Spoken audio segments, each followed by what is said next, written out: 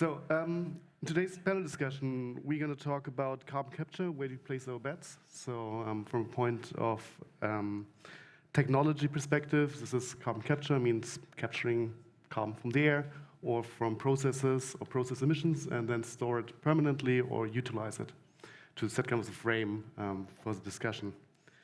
So carbon capture has seen ups and downs over the past 15 years, as maybe many other technologies. Recently, it has gained much more attention again, so both through like a lot of projects being announced in the recent past, but also through studies. We've seen it in the first talk, like IPCC, saying we need carbon capture to reach our targets to stay within the 1.5 degrees Celsius. So therefore, talking about like the agenda, so first I'd like to speak kind of your vision of carbon capture, so where's its place in the market, how can it most effectively contribute to our decarbonization efforts. Then we take kind of a reality check and say, okay, where are investments already taking place and what are the barriers at the moment.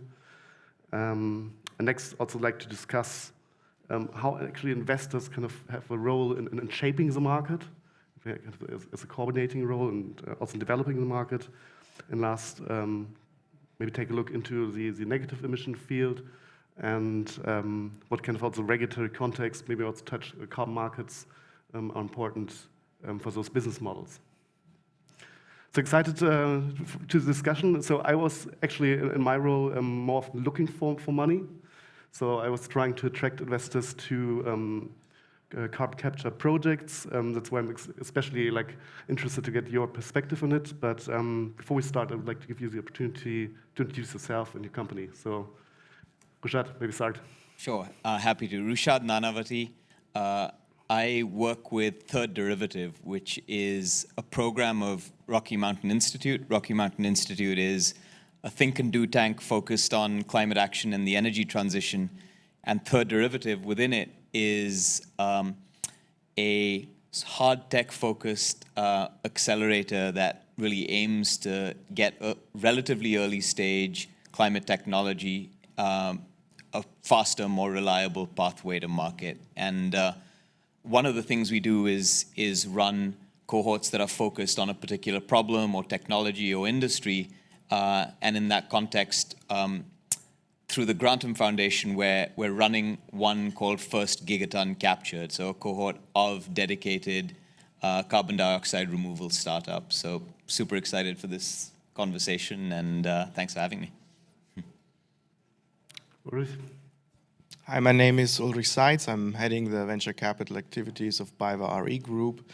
We're a corporate venture capital investor, a climate impact investor. Typically, we invest in early stages where companies should have some revenues already, so we usually don't do seed investments, typically Series A, Series B, up to 5 million initial investment. And for us, it's about to mitigate climate risk. And mitigation of climate risk is a broader field than, at least in my opinion, than most investors are seeing at the moment. So there's, on the one hand, we want to support companies who reduce CO2 emissions, of course. Carbon capture is another playground, but for us, it's more like the third pillar. The second one, and it's massively overlooked, is adaptation. So climate change is real, it's happening. All of us know that or believe that. And adaptation doesn't really play a role in the investors' landscape at the moment. I think that's a big problem because we should see the problems coming and adapt to deal with them, to adapt to the situation, and not just hope that we might end up in a climate scenario which is capped at 1.5, 1.7, whatever degrees, because we are already on a track which leads beyond that. Thanks, Ulrich. Very interesting. Mohamed, please. My name is Mohamed Magdeldin, Director of Carbon Capture at Sumitomo SHIFW. First of all, thank you for having me here today, and thank you for everybody for tuning in. Maybe a few words on my role. So I work as a development for projects for carbon capture. So actively from, we could call Sumitomo SHI as a typical OEM. We've supplied biomass and waste CHP plants. And of course, coming from our social responsibility, addressing the energy transitions, we're supporting our partners into developing low carbon solutions. Energy storage, waste to value, and the topic of the day, carbon capture. I think we understand that there's a multitude of solutions that are required as part of this adaptation, but I think carbon capture plays a key role of understanding the challenges we need to do today. And I think that's part of the discussion that we need to bring forward, that we already have solutions today that can address the mitigation challenge that we have. I think we need to put together the right minds, the right efforts to kind of realize that. So very happy to be here, happy to talk about our efforts in matching this decarbonization target and putting the right minds around it. Great. So great round with like the early stage investors, more mid stage investors, and also the project implementation kind of view on this. So I think that's a very good round to tackle this from all sides. So first question is kind of about carbon capture in the decarbonization ecosystem.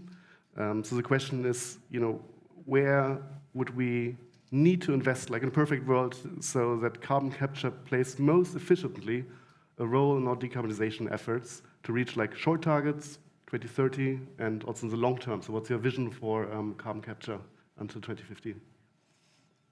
You want to start? Sure. So, big picture, according to the IPCC, we need to get to a run rate removal of between 2 and 20 billion tons a year by 2050, depending on the pathway that we end up on.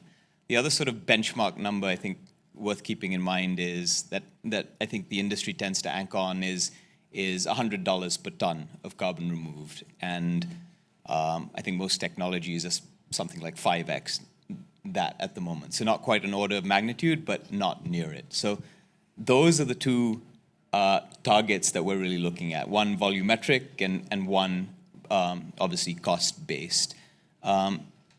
With respect to kind of where to play, like the subject of this panel, I think it's helpful to actually disaggregate these technologies. And I know we want to focus on the technology-based ones over here, but just for a quick taxonomy, right? They are biogenic carbon dioxide removal methods related to both living biomass and stabilized biomass. So living biomass, you're talking about fields and forests. Stabilized, you're talking about things like biochar, sinking biomass in oceans, etc.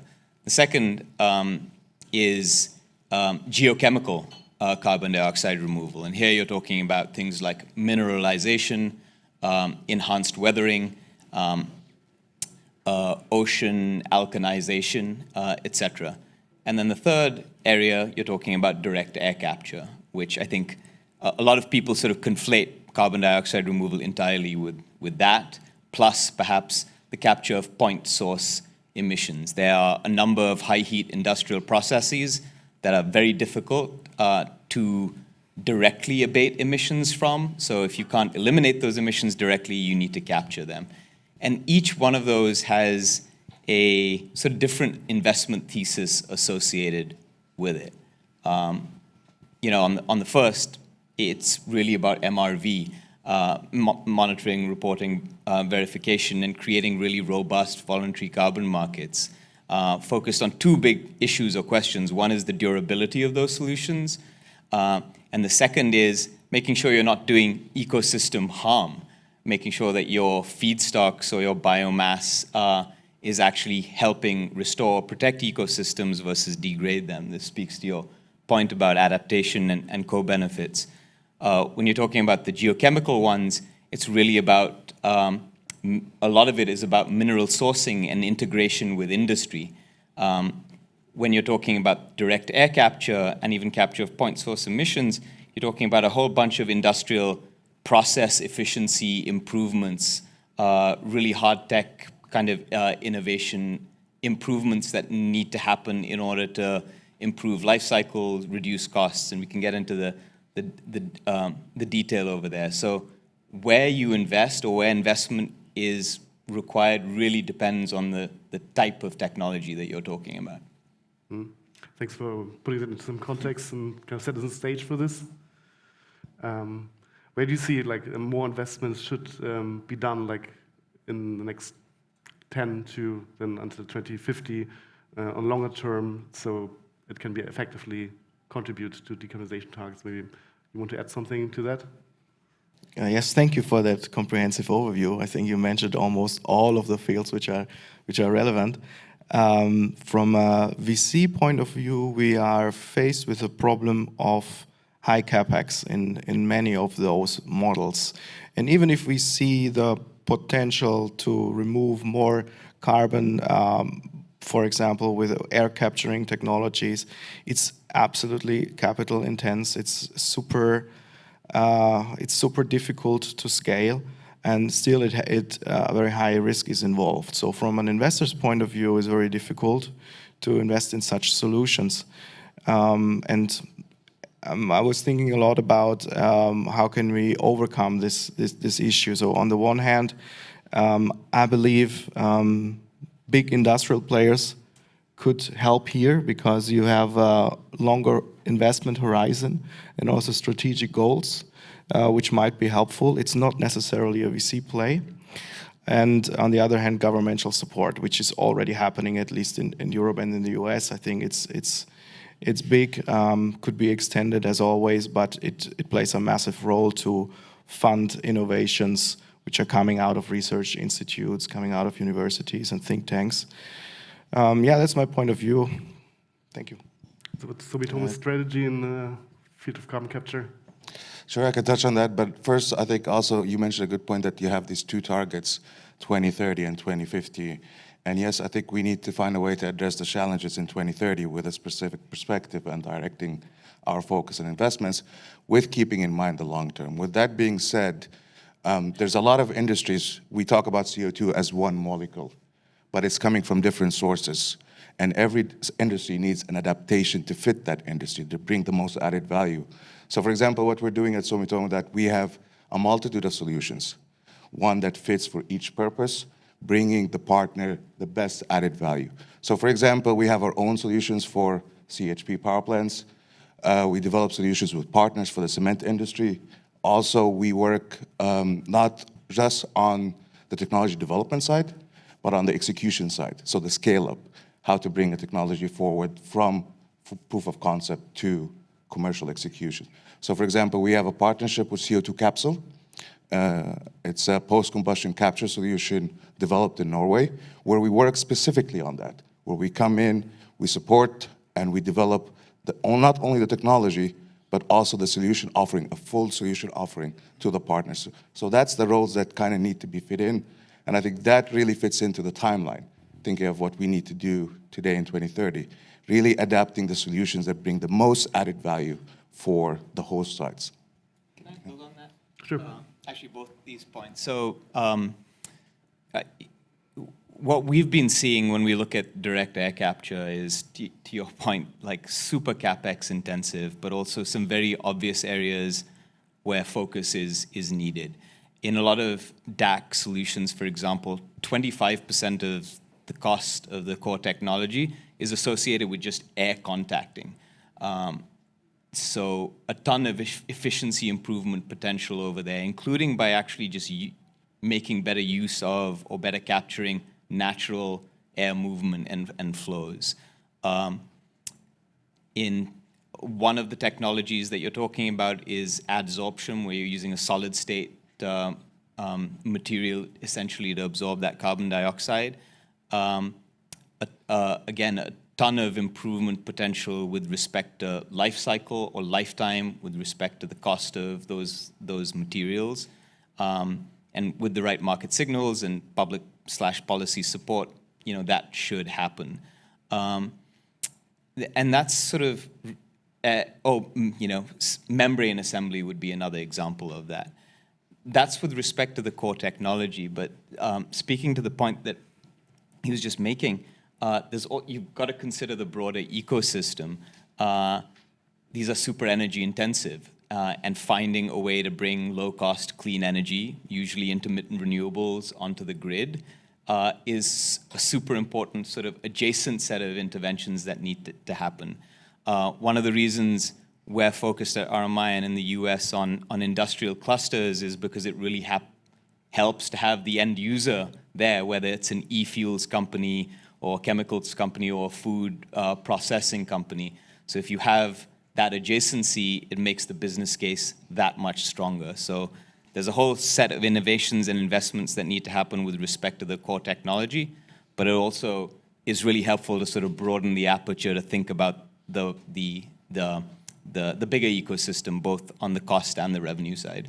I think I also touch on this ecosystem aspect a bit more, and how strategically put companies together and also investments maybe together to facilitate this development. So very interesting point.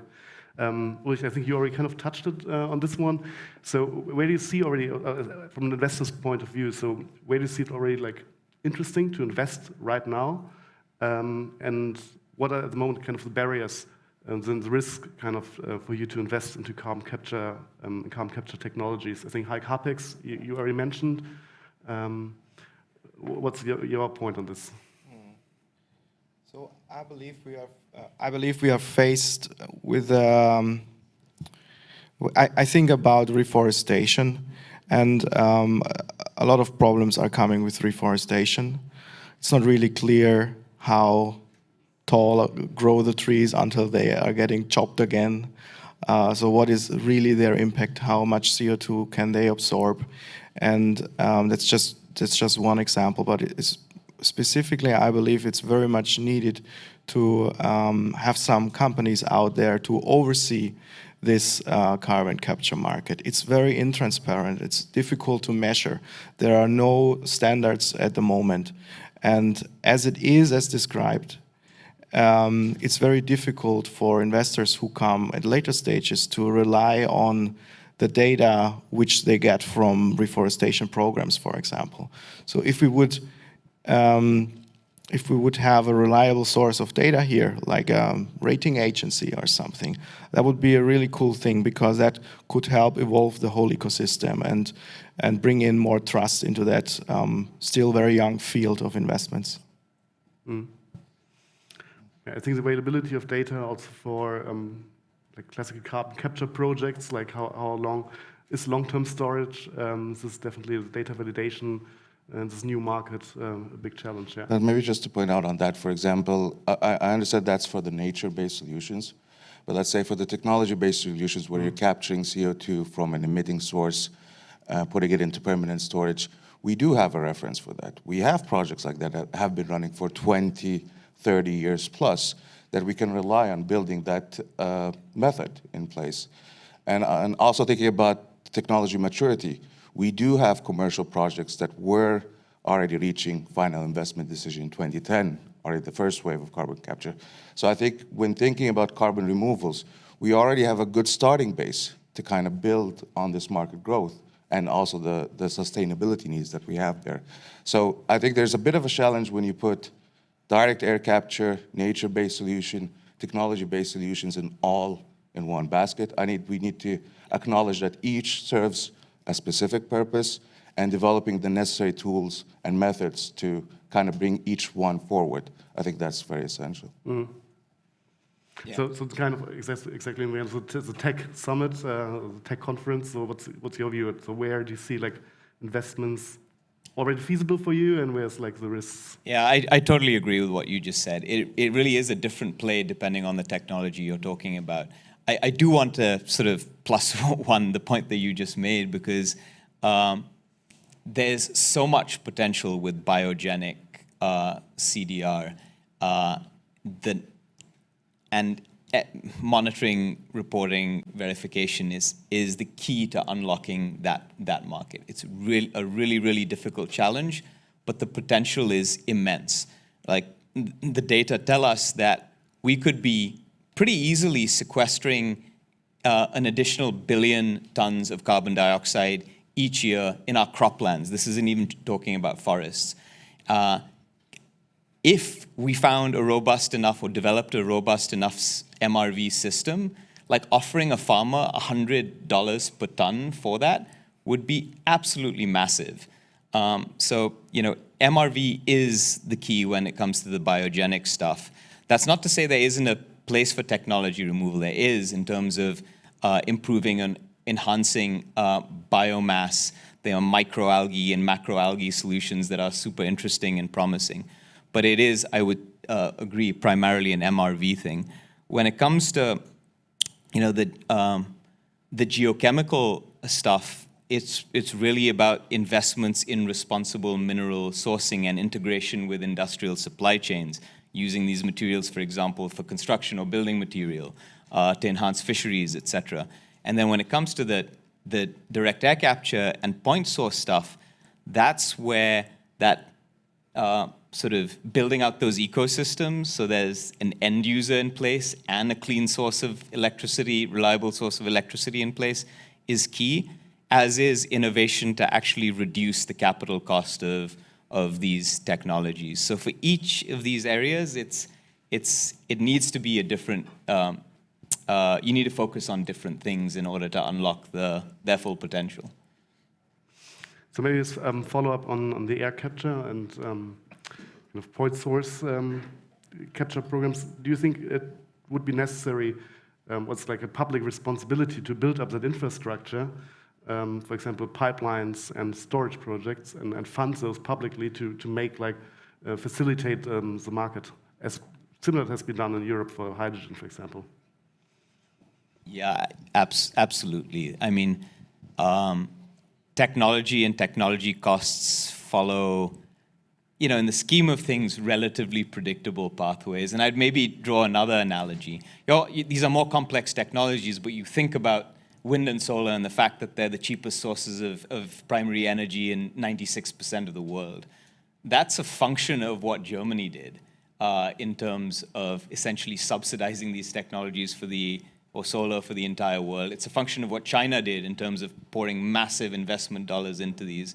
So industrial policy and public support are absolutely critical. Once you have that, you have a surety of demand, you have volumes that help these technologies move up the learning curve and down the cost curve. And then you can talk about the sort of non-linear scaling that's required from, the 4 million tons worth of technological carbon dioxide removal we have today to the 2 to 20 billion that we need in another 20 years' time. So yeah, public support, industrial policy, and actually on the regulatory side, you mentioned pipelines and storage. One is making those investments. Two is actually having a regulatory system in place that actually supports these industries and these technologies as well. Yeah, absolutely. And maybe just to add to that, of course, we touched on this earlier with the hubs and clusters and how they are a clear driver in bringing down the costs. I think in Europe we have, or globally, more than 30 of those already coming into place, bringing forward these projects. But we do have to acknowledge that not all CO2 is emitted within an industrial zone. Yeah. You still have your municipal CHP plant that is necessary to provide sustainable heat, sustainable power to an existing community that you also need to decarbonize as well. And putting up also infrastructure, not just focus on the hubs and clusters, but building up regulation, but also on the ground infrastructure that supports all of these different sources of CO2 and how to bring the cost down for them as well, to kind of drive these projects and get us to this. If we are serious about net neutrality, we have to focus on all of those. We cannot just, forget the emitters that are far away from an existing hub and cluster that brings down the cost. Yeah, totally agree. I think DAC and point source emissions clusters, but this is why you need the full suite of biogenic, geochemical, and direct solutions. I think that's a good news for the innovators. So I see that there's synergies, something discussed between the different technologies. So you kind of need them all. So it's the biogenic ones, permanently stored maybe kind of as plant coal, the process ones. So all these technologies kind of have their role and have to be pushed together. So interesting point. Maybe Ulrich, you also want to add on this, or? No additional points here from Good. my side. Let's carry on. So what I would be interested in is if investors can have kind of a coordinating role in building this wider ecosystem. So if you look at an investment, would you, for example, say you invest into a company, but then you would also invest into, like, case of direct air capture, into a company that would supply specific components to make the technology more cost efficient, for example? Or like for infrastructure projects, would you take an investment into like a less profitable pipeline when you can then also have a more profitable CCS project? So what's your view on investing on the supply chain? Can investors have like a coordinating role? Maybe I take a swing at that first.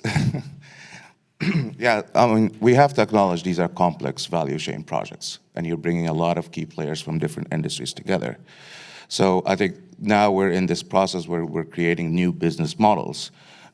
You see a power plant operator looking to expand beyond just the supply of heat and power, looking into e-fuel plants and looking for project developers to come in, bringing together this ecosystem.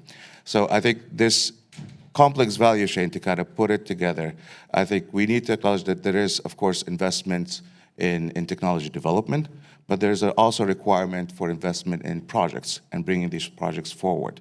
And I think that's a key driver. And I know that we can throw a lot of numbers about what is the cost level of captured CO2 that is needed. That varies case by case, and I think everybody understands that.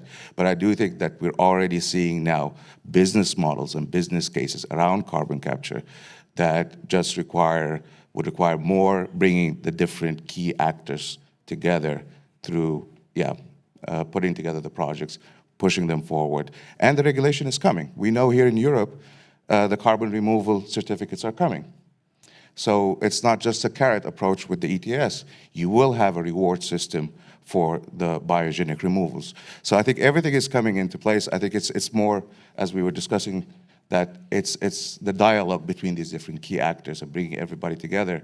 I think that will get these more or less projects go ongoing.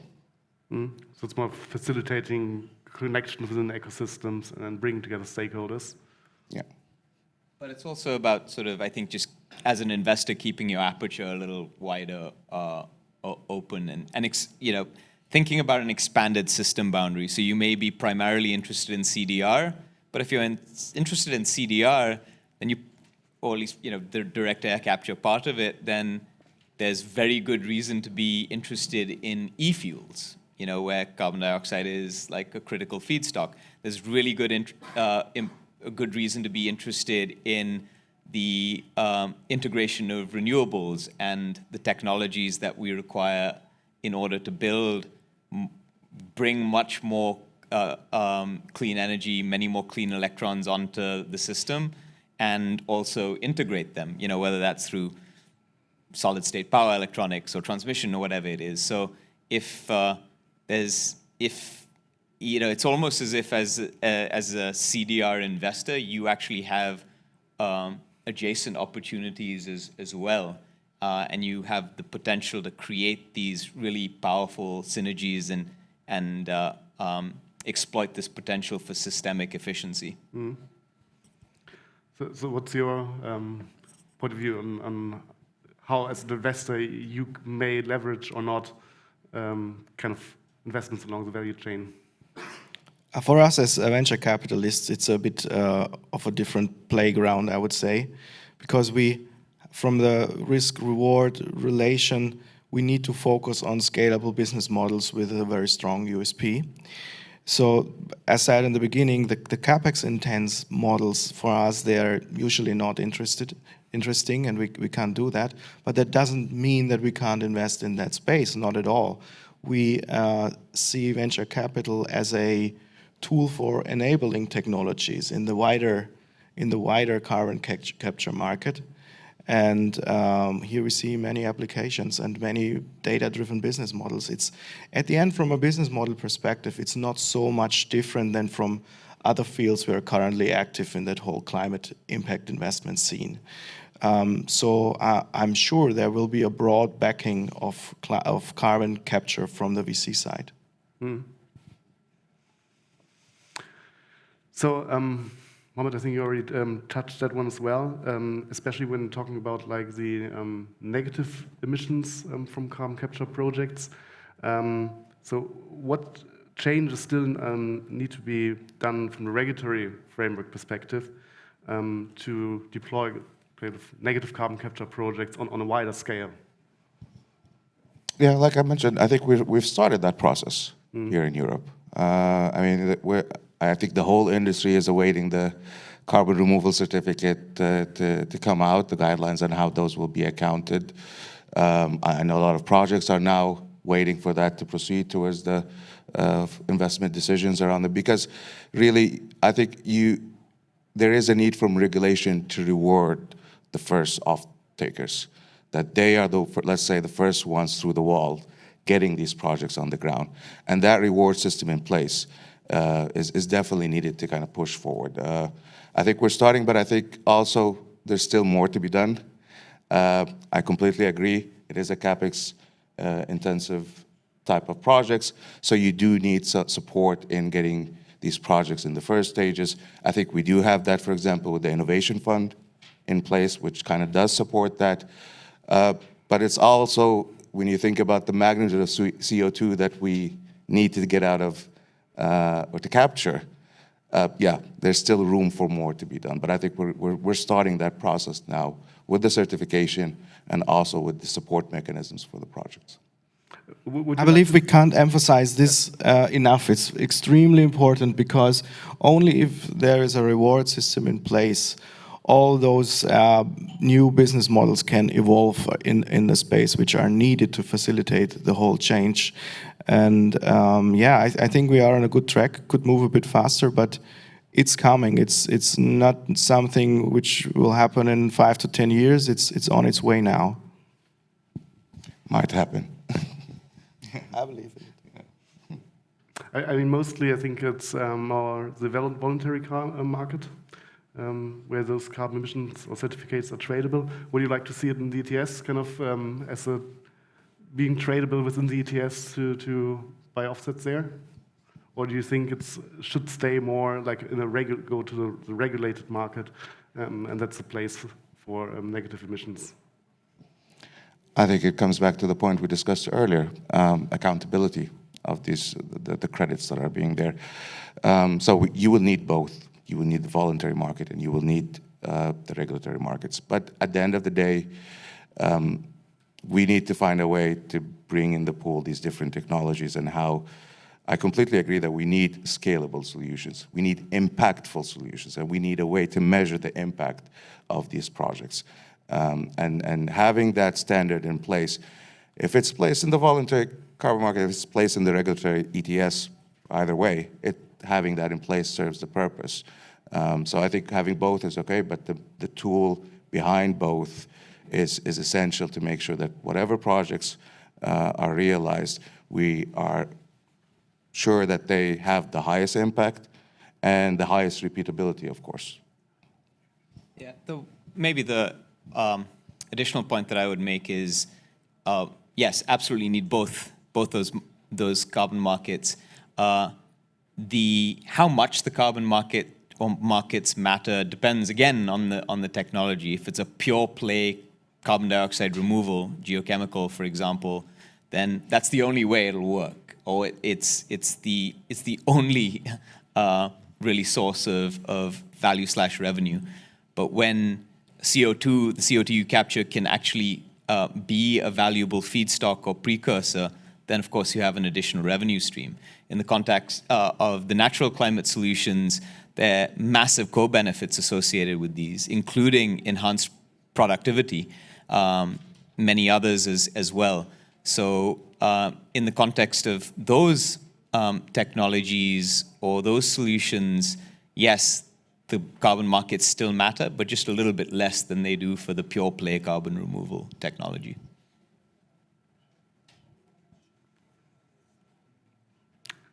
Anything else, or otherwise would move on? I think so. The topic is kind of where to place the bets. I think it's interesting for all of, especially startups here, looking for investors.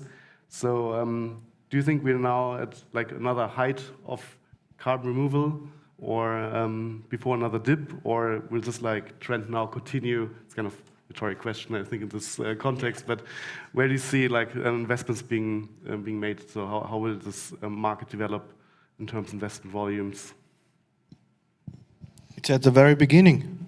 We are just starting to look deeper into that. We see more and more cases, but still, if we compare it with other technologies or spaces, it's only a few, but it's increasing and it's of tremendous importance.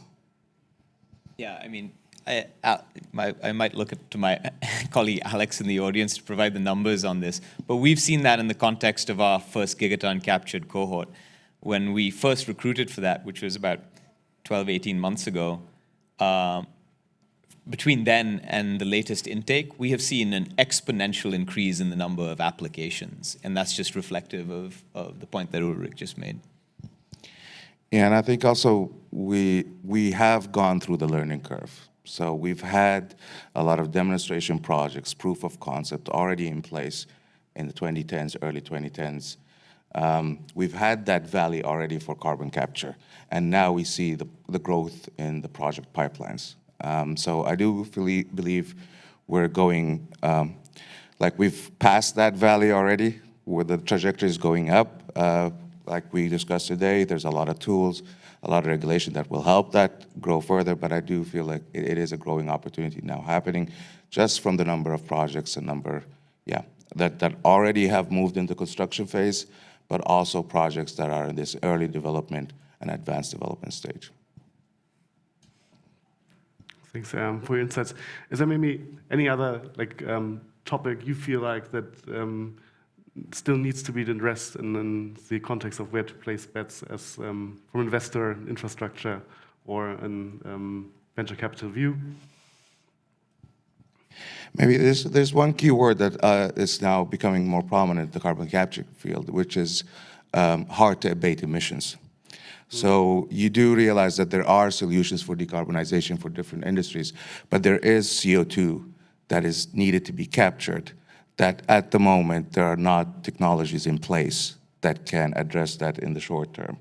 So of course we need to invest in the development of technologies that reduce emissions from hard to abate sectors, thinking of heavy industries and so on, but also that's also an area where there's an opportunity to address the need of the industry to remove emissions via carbon capture. So that's, I think, a very key area in, let's say, in the field of carbon capture that a lot of development is taking place, and thinking of not just 2030, but going ahead all the way to 2050, industries and processes that fall underneath this hard to abate, like the process CO2, that is an inherent feature of the manufacturing. That will be an area that a lot of development will take place in. I think that's an interesting point, especially when in this kind of process emission capture programs. I mean, you can either have like really the unavoidable emissions, like from cement plants, they just come by the process. But then there are also kind of avoidable emissions you capture, for example, in case of blue hydrogen, where you have alternative process like via electrolysis. Also, I mean, maybe in the future they talk then about like capturing emissions from gas plants. How do you see this? I mean, is there like a future for this kind of technologies, CCS technologies applied to fields where emissions are kind of not really necessary? Yeah.